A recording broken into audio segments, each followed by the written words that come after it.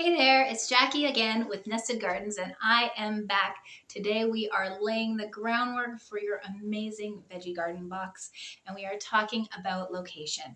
So there's two elements that I want to talk about, the big picture and the little picture. That's really a big deal because it's so important. The big picture is, where do you live? I want to know, what town do you live in? More importantly, what grow zone do you live in? Now, a lot of us are up in the Great White North, and a lot of tips that people give for growing gardens, although they're great if you're living in the southern United States, don't work well for us cold climate residents. We know what winter is, we know what snow is, and so do our gardens. But we need to have tips that work with where we're at. So first we've got to establish a ground rules about where we're at, what we can grow, what actually won't survive, so that when we're planting things, we're confident that it is the right spot for the right plant and we're not setting ourselves up for failure.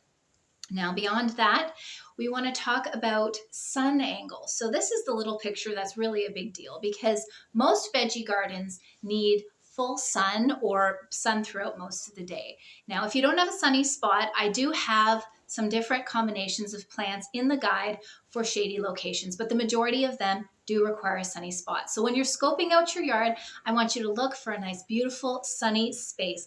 The veggie box that we're building is 4 feet by 8 feet. Of course, you can modify that, but we'll talk about that more tomorrow.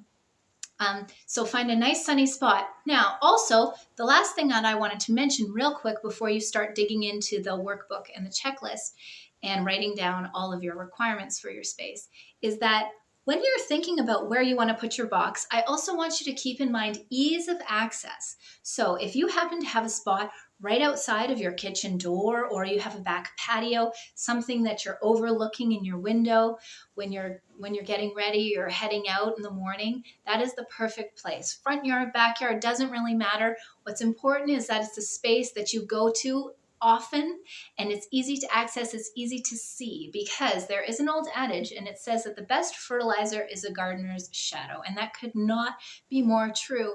If you're out there and you're seeing and you're saying, oh my goodness, my tomato's ripe, or oh, look at this lettuce, or hey, there's a squash beetle, let's pick it off, or this plant is droopy, it needs some water.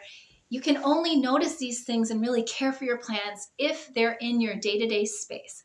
So keep that in the back of your mind while you're thinking about and dreaming about where your garden's gonna go.